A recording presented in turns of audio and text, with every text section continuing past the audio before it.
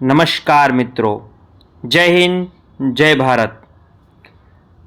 આજે આપણે આ લેક્ચરમાં વૈદિક ગણિતનો સામાન્ય પરિચય મેળવીશું. વૈદિક ગણિત શું છે? વૈદિક ગણિત રોજબરોજની જે ગાણિતિક ક્રિયાઓ છે એની અંદર આપણને કેવી રીતે ઉપયોગ થાય છે. હવે તો શાળા કક્ષાએથી જ વૈદિક ગણિત ભણાવવામાં આવશે. તો એ સંદર્ભમાં ધોરણ 6ની જે વૈદિક ગણિતની અજમાયશી પાઠ્યપુસ્તક છે તેમાં વૈદિક ગણિતનો જે પરિચય આપેલો છે એના વિશે આપણે અભ્યાસ કરશું.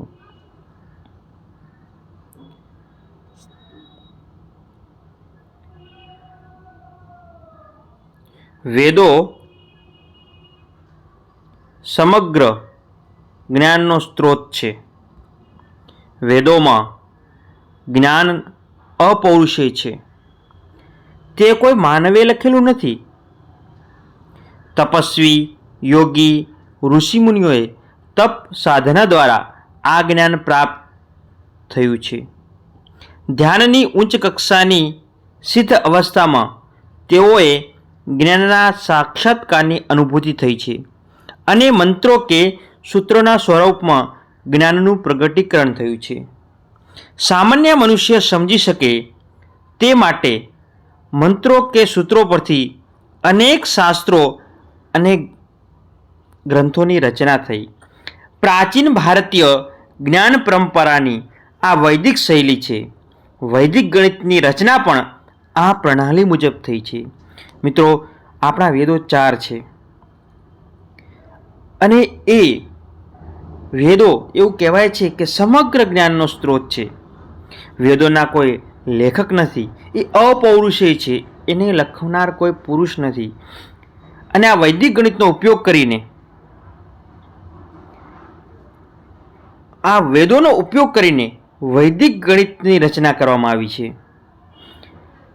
ગોવર્ધન, જે ભારતમાં 4 મઠ આવેલા છે એમાં ગોવર્ધન મઠ, પુરીના જગતગુરુ સ્વામી શ્રી ભારતી કૃષ્ણ તીર્થજી મહારાજે વેદોના મંત્રો, સૂત્રો અને શબ્દોના આધારે 16 સૂત્રો, મિત્રો યાદ રાખજો, વૈદિક ગણિતમાં કુલ કેટલા સૂત્રો છે?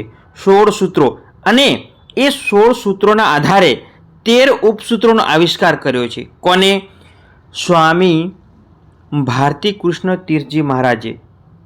આ સૂત્રો સંસ્કૃત ભાષામાં સંક્ષિપ્ત અને શાબ્દિક સ્વરૂપે છે. આ સૂત્રોના અર્થઘટનને આધારે પ્રયોગો કરીને તેમને વિવિધ ગાણિતિક વિધિનો વિકાસ કર્યો છે અને વૈદિક ગ્રંથની રચના કરી છે. મિત્રો, જે સ્વામી ભારતી કૃષ્ણ તીર્થજી મહારાજ છે એમને વેદોના મંત્રોથી સૂત્રો અને એના ઉપસૂત્રો આપીને 16 જેટલા 16 જેટલા સૂત્રો આપ્યા છે અને એના અનુસંધાને 13 જેટલા ઉપસૂત્રો આપીને એક વૈદિક ગણિત ગ્રંથની સરસ મજાની રચના કરી છે.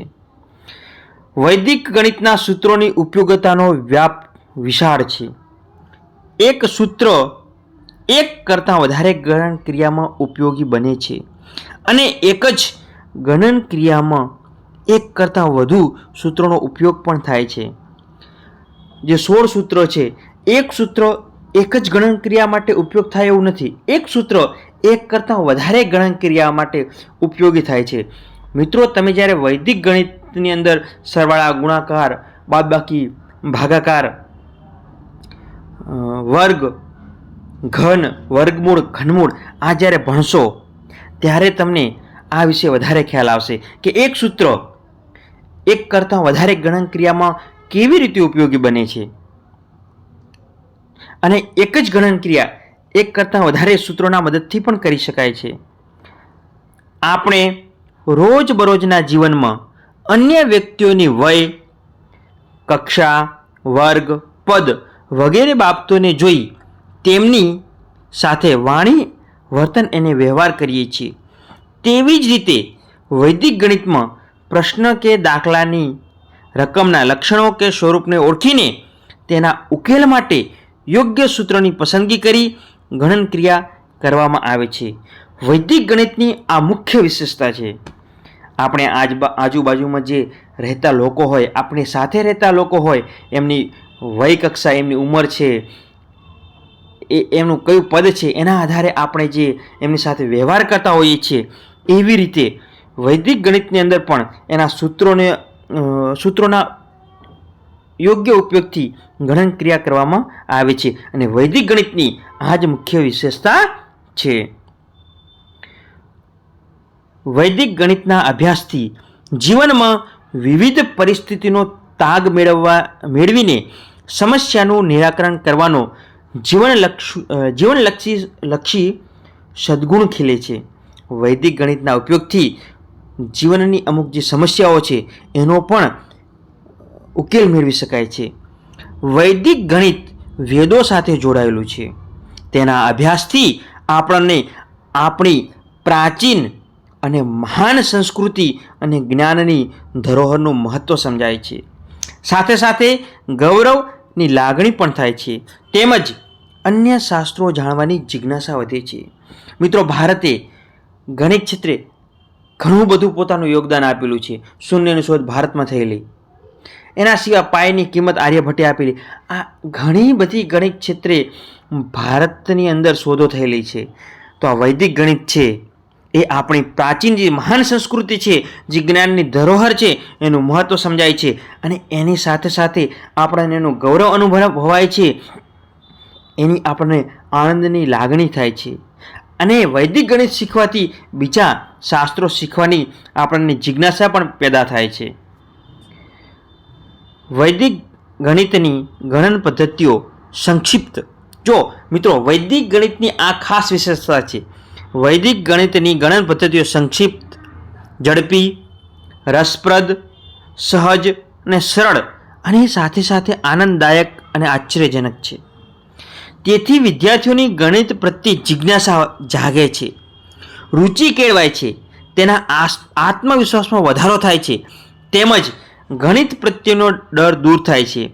આ ઉપરાંત વિદ્યાર્થીની તર્કશક્તિ, સ્મૃતિશક્તિ, બુદ્ધિ, વિશ્લેષણ શક્તિ વગેરેનો વિકાસ થાય છે. મિત્રો, આ બધો જ વૈદિક ગણિત ભણવાનો ફાયદો છે, લાભ છે. વૈદિક ગણિત એ ગણિતનો એક ભાગ છે. આ વૈદિક ગણિત કંઈ ગણિતથી અલગ નથી. એ ગણિતનો જ એક અભિન્ન ભાગ છે. તે સ્વતંત્ર કે જુદો વિષય નથી. શાળા કોલેજમાં ભણાવાતા ગણિતની શાખાઓ અને વિષયાંગો વૈદિક ગણિતમાં પણ થાય છે, પરંતુ તે પ્રચલિત ગણિત કરતાં નવીન અને ભિન્ન સ્વરૂપે પ્રસ્તુત થાય છે. વૈદિક ગણિતના અધ્યાપનથી ગણિતના તેજસ્વી વિદ્યાર્થીઓ, શિક્ષકો, ગણિતજ્ઞો માટે સંશોધનનો નવા દ્વાર ખુલી શકે તેમ છે. હવે વૈદિક ગણિત જ્યારે રોજબરોજના જીવનમાં ભણાવવામાં આવશે, તેનાથી જે તેજસ્વી વિદ્યાર્થી છે, શિક્ષકો છે, ગણિતજ્ઞો છે, એના માટે સંશોધન કરવા માટે, રિસર્ચ કરવા માટે એક નવા દ્વાર ખુલી શકે તેમ છે. આર્યભટ્ટ, ભાસ્કરાચાર્ય, શ્રીધરાચાર્ય, વરામિહિર જેવા પ્રાચીન વિદ્વાન ગણિતાચાર્યોએ ગણિતના અનેક ગ્રંથો રચ્યા છે. તેમાં ગણિતના વિવિધ વિભાગો ઉપરાંત જ્યોતિષ ગણિતનો સમાવેશ થયેલ છે. આ ગ્રંથથી સંસ્કૃતમાં શ્લોકો દ્વારા લખાયેલ છે અને તેની ગણન શૈલી અલગ જ છે. માટે તે ગણિત પણ વૈદિક ગણિતથી જુદું પડે છે. સ્વામી દયાનંદ સરસ્વતીએ સૂત્ર આપ્યું હતું કે વેદો તરફ પાછા ફરો, જેથી ભારતીય જીવન પદ્ધતિનું પુનઃસ્થાપન થશે. આપણે ગણિત શિક્ષણના વૈદિક ગણિતનો અભ્યાસ કરીને તેઓના સૂત્રોને ચરિતાર્થ કરીએ. તો મિત્રો, જેમ આપણે આર્યભટ્ટ છે, ભાસ્કરાચાર્ય, શ્રીધરાચાર્ય, વરામિહિર, આ ગણિતાચાર્યો છે, એમને ગણિત ક્ષેત્રે મોટા મોટા ગ્રંથો લખ્યા છે. અને જેમ સ્વામી દયાનંદ સરસ્વતીએ કહ્યું હતું કે જો તમારે ભારતને સમજવું હોય તો વેદો તરફ પાછા વળવું પડશે. તો આવો મિત્રો, આપણે બધાએ વૈદિક ગણિત ભણીને ગણિત શિક્ષણની અંદર વૈદિક ગણિતનો અભ્યાસ કરીને આ સ્વામી દયાનંદ સરસ્વતીનું જે સૂત્ર છે એને આપણે ચરિતાર્થ કરીએ. Thank you friend. હવે આપણે જોઈએ નેક્સ્ટ વિડીયોની અંદર પૂરક સંખ્યાઓ, એની પછી બીજાંગનો પરિચય, સરવાળા, બાદબાકી, ઘડિયા, ગુસા, લસા અને એની પછી ગુણાકારની જે મોટા મોટા દાખલાઓ છે જે ચૂટકીઓમાં સોલ્વ કરી શકીએ એ આપણે આની પછી બીજા વિડીયોમાં વિગતે અભ્યાસ કરશું. Thank you. Have a nice day.